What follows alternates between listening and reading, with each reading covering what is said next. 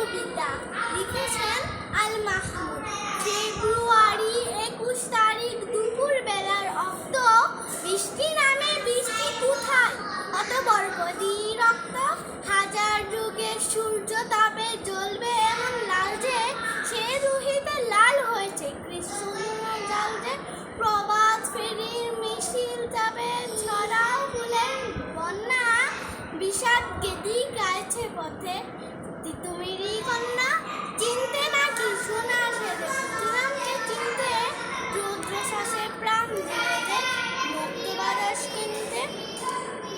পাহাড় তুলি মরণ চড়ায় জাপ দিরদে অগ্নি, 21 সুখের বসন পড়ল তারিখ ভগ্নি।